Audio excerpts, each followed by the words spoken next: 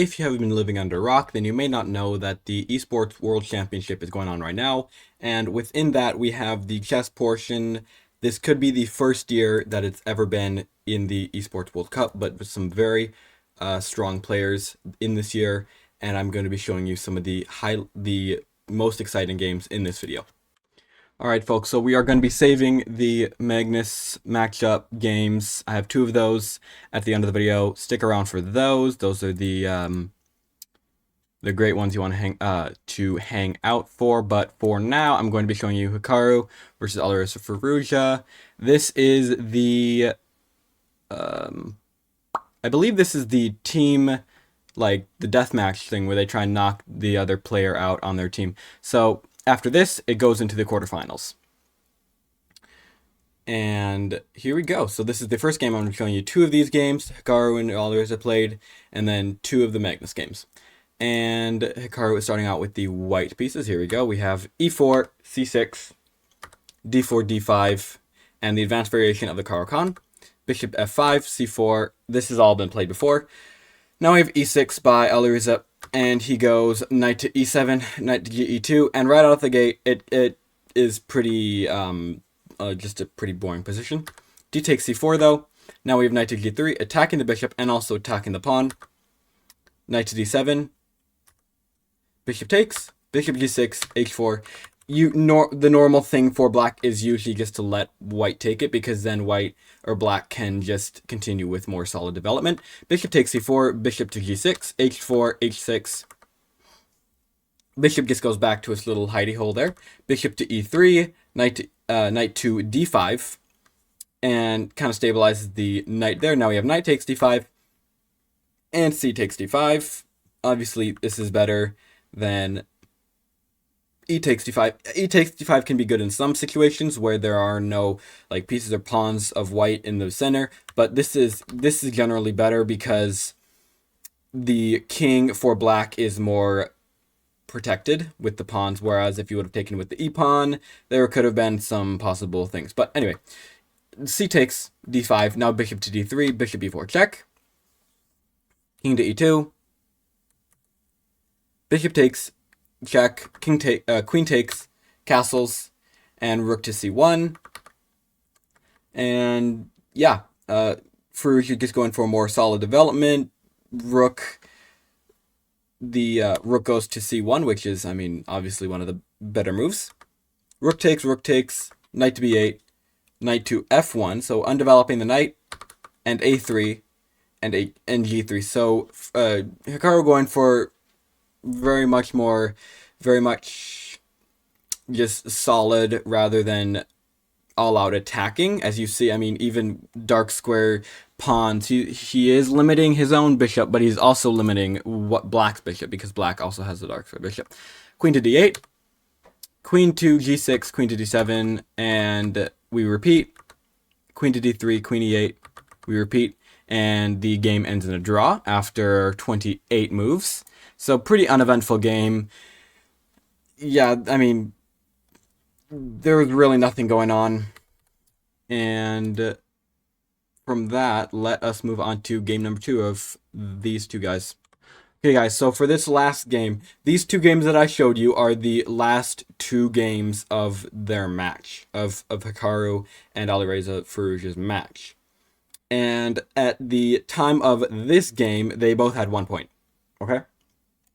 And when that happens, as you all know, in games like this and in matches like this, they go into Armageddon. And if you don't know what Armageddon means, basically the players bid for the colors. And generally you want to play with black, because black gets draw odds, which means that they just need a draw to win.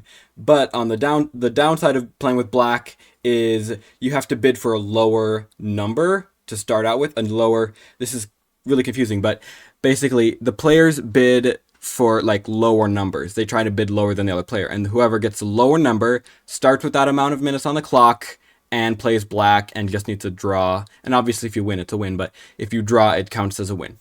So usually I mean in an Armageddon match, you typically want to play with black, I would assume.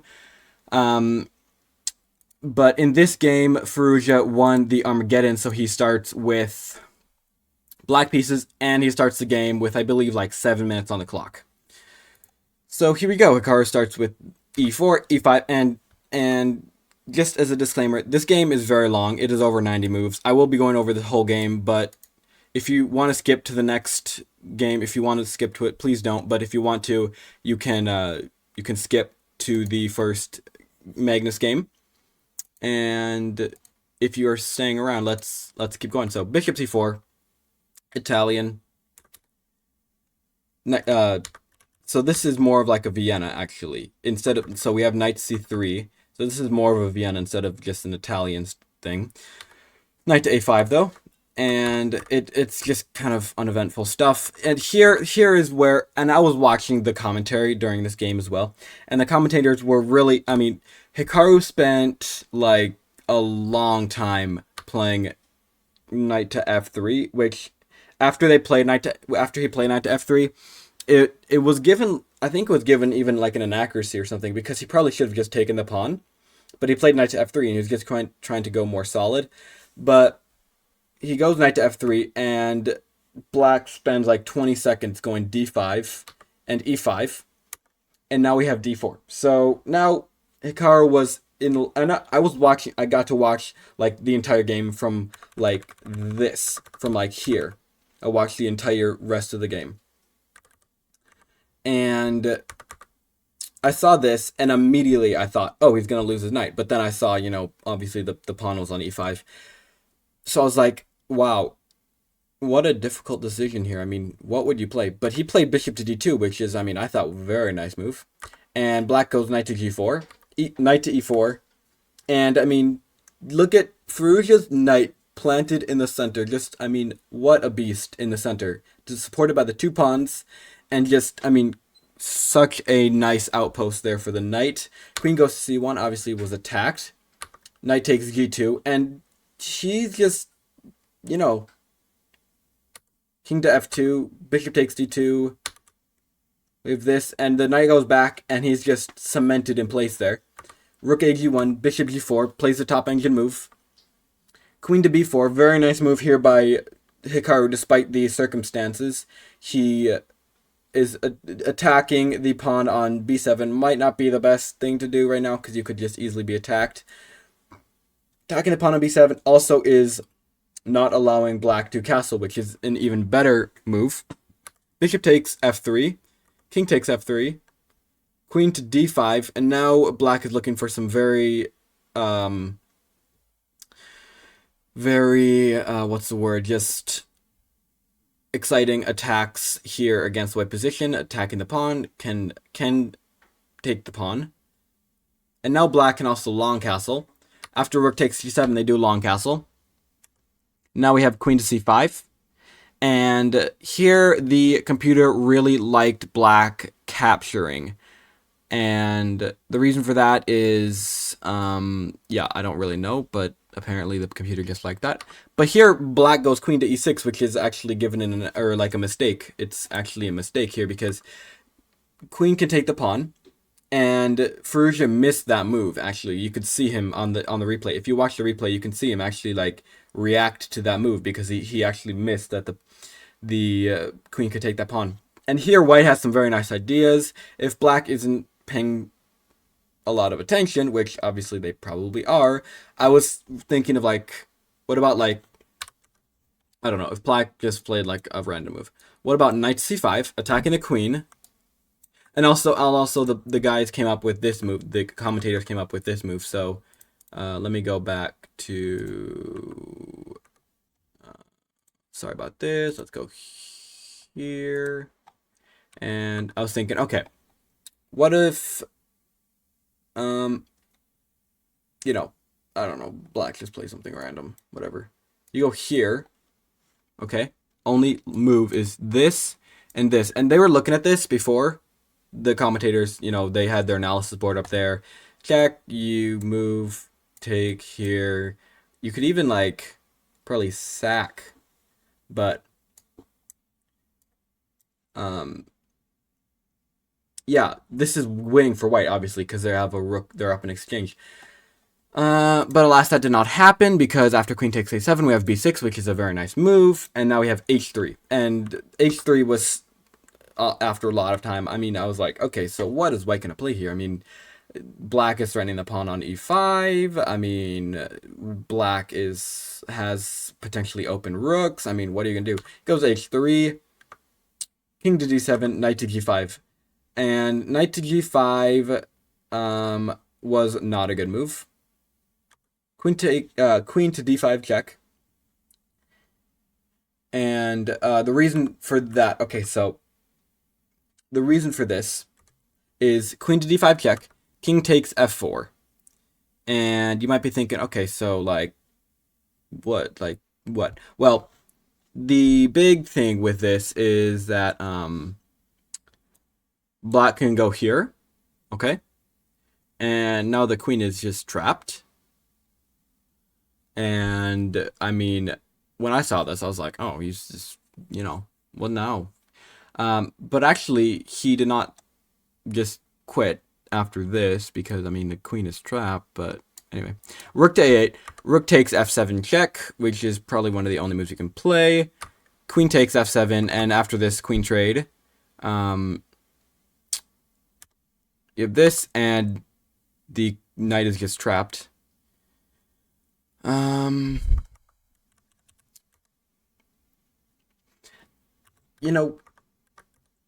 Actually isn't, hang on. I'm very confused by this because, I mean, I saw them play this, but I'm like, is the knight actually trapped? Because, I mean, can't you just go there? I have no idea. Anyway, but that's why I'm not one of those commentators. Rook to a8, c3, rook takes, c takes d4. And now Hikaru is trying to do whatever he can to survive this losing endgame, down a piece. King to d7, rook f1, king e6. This is, I mean, just black is trying to get a draw, obviously, because he's black. He has draw odds. So he's just trying to get a, I mean, he repeats here, obviously trying to get a draw, and white is like, not having it, and he pushes the pawns. Actually gets pretty far up the board with his pawns. But then, more just back and forth, black trying to get a draw, not having it. And all of these moves are being played with either just pre-moving or like 1 second or 2 seconds max for like the next like 30 moves. So just all of these moves are just like this. Because I mean like this fast basically. So checks to your heart content, push the pawn here, and right about here is where he made the big mistake happened, which is here, check, here, and he took, which is was not good. And the reason it was not good was because, first of all, this game ends in 3 moves, and the reason it ends is because of rook to d4, and black, he doesn't threaten. He forces a rook trade because the rook is trapped. And after this, Hikaru went rook to c4, traded, and he sacrificed the knight because he knew he was going to get a draw by insufficient material. And the game ends in 94 moves with a draw, and Hikaru and Alireza knocks out Hikaru. And also, Hikaru was not knocked out of the full event. He's just knocked out of that bracket. He has if he is able to, he just gets knocked down to a lower bracket. And if he is able to, he will eventually get up to the top 8 in the finals or whatever that is. But he is knocked out of this bracket by his fellow Team Falcons player, his teammate. And with that being said, this game recap was 10 minutes, which is crazy. I mean, this is like the longest it's ever been, like 11 minutes. Well, that being said, very interesting. I mean, I don't even know where to begin with this game. It was so long, but just very, I mean, it was so fun to watch this game. And just the technique of these players, Hikaru trying to do everything he can to not get a draw. And almost, I mean, the evaluation bar was going up and down, staying in the middle, up and down. At one point, Fallujah just, he might have like blundered something or he made a mistake, and the evaluation went up to like almost like +1 at some points. But very fun, very um, just a very fun game to watch. And with that being said, let's move on to the games you all have been waiting for with Magnus. And here we go. Okay, so this is game number 1 of Magnus versus Jan Krzysztof Duda. Here we go. D4, knight to F6, C4. We have a Nimso Indian, but it's not a normal Nimso Indian because we have just a Catalan with white. And if you know Magnus, I mean, he's a pretty good connoisseur of the Catalan. Plays it a lot.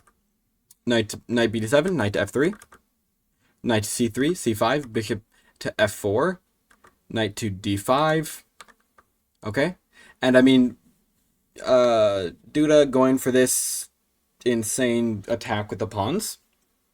Just, I mean, insane stuff. Queen to C2. Takes, and castle, rook HE1. Bishop to F6, bishop to D6, gets the bishop in very far. C takes D4, okay. Knight takes D4, bishop takes, rook takes, queen to F6. Now, I mean, right off the bat, Magnus is going for the checkmate, which I hope black doesn't fall for. H6, bishop takes, rook. Okay, so now he's just up a rook for a knight. I don't even know how that happened. I thought these guys were supposed to be good. Rook to F4, queen to D6. And Magnus is trading down pieces. Now he goes here. And obviously black does not want to trade, so they go here. Attack the rook, attack the pawn. Rook goes to E3, where it could eventually do some damage, probably with that back rank. Bishop to E6 is a very nice move, very clever to break apart the queen and the rook, so they can no longer see each other and they can no longer provide support for each other. Queen to D6, C3, rook takes, and B4, rook C6. Black is still not wanting a trade, obviously. They're still down a bishop for a rook. A takes B3. Queen to E3 check, king B1. Bishop takes. Queen to F1. Queen to F1 is just a move to hold together the position, make sure that white isn't just checked uselessly and everything. Also, yeah, this move, queen to D3 check, would be very brutal because it can fork the king and the rook, so that could be another reason why queen to F1 was played. Queen to E4 check. King to A1. Rook to A8 check. King H7. And now the queens get off the board with this. And now it's just a totally winning endgame. Push the pawn. And black resigns. And Magnus goes about... At this point, I think this might have been also the second last game. So at this point, it's... I believe it might be either 1-0 or like... Yeah, I think it's 1-0.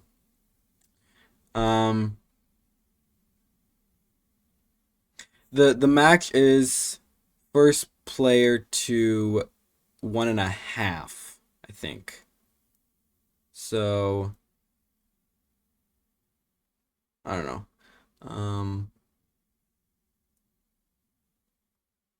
Yeah, I think yeah, because the way that Hikaru and Farouja's games those happened was it was just a ton of draws, and then Farouja won at the very end. Okay, so that was like, you know, they played like, a bunch of games, and the format is just the first one to 1.5. So it doesn't mean if it's one win and one draw or 3 draws or whatever. So in this case, it was 1-0 from the beginning, and now Magnus is just 1-0. And with that being said, let us go on to the last game. Okay, so the last game It is first one to it's first player to 1.5, and Magnus is with the um black pieces, and in this case, Magnus cannot get to 2 points. He has to get to 1.5. So this game, it's an Armageddon game. So he is with the black pieces, so he won the Armageddon bid. And I just caught like the last few minutes of this game, but it was very fun to watch. Here we go. Magnus playing with the black, and of course, Dude is playing with the white pieces because that is his opponent. E4, E5, knight f3, knight c6, bishop c4, knight to f6. This is the Italian. This is the. It's not technically. It's like, if White would have played a Ruy Lopez and then knight to f6, this would have been the Berlin, but did not play that. So it's like a gaucho piano or whatever. D3. This is like, this has been played for like, I don't know, when was chess invented? Basically since then. B4, bishop b6, a4, and White goes for this thing. Pretty much aggressive all the way. And then we have this weird rook trade, and White is kind of in this interesting predicament where they are kind of just, the king is just, doesn't have any protection at all, really. I mean, he has protection, but it's not really there,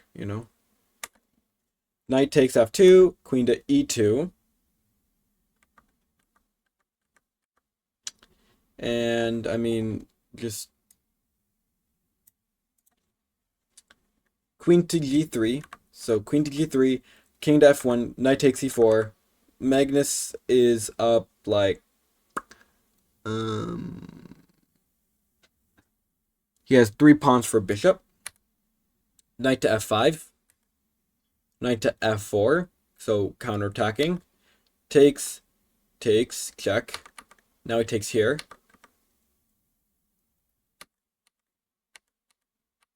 Okay. Now he has a rook for 2 pieces. Again, all he needs is a draw, though. Knight to d3, b6, c4. And Magnus going like as solid as possible, And right around here, I think, is when I started watching. And this is like the most exciting part, I would say. If you think this is exciting, at least. Bishop to g4. Bishop g4 is like a very nice move because it really limits the squares for the pawns. The pawn cannot move. It blocks the one pawn, doesn't allow the other to move. The king is really cut off from that diagonal, and also the knight can go to d7 at some point, which it does on the next move. And he takes this pawn after about 10 seconds of thought. Rook to g1, bishop to f5. And Jan pushes the pawn, but Magnus pushes his pawn. It is closer. So we have a trade of pawns. And he sacrifices the rook for the knight. And we have this, and this, and the game ends in a draw by insufficient material. And Magnus knocks out Jan Krzysztof Duda. And again, he's not totally knocked out. He's just knocked down to a lower bracket. But Magnus, it will be going up to a higher bracket in future to play against some of the other winners, I believe, like Alireza Firouzja, and I believe Laurent Aronian won his match against Jan Nepomniachtchi, and I believe maybe Arjun Erigaisi might be in that group as well. All those players are doing very well. I mean, also, Laurent Aronian is having like a killer tournament. I mean, the whole month of July has just been like the month of Levon, because first of all, he wins the freestyle event, okay, which by itself is crazy, and then this, just like, I mean, he's a crazy month for Levon. So very nice. Just on a rampage right now, and we'll see. Also, he's like the oldest player in this tournament, so it's very nice to see that he still has some fight left in him. And yeah, we'll see where this. It's very exciting. There's very exciting stuff right now for the tournament. We'll see who's in the top bracket, and tomorrow, and I believe this chess portion ends like the second or third. So that's in a few days, 4 or 5 days. Excited to see who is up there, and let me know who you're rooting for to win this thing. And with that being said, I'll see you all in the next video.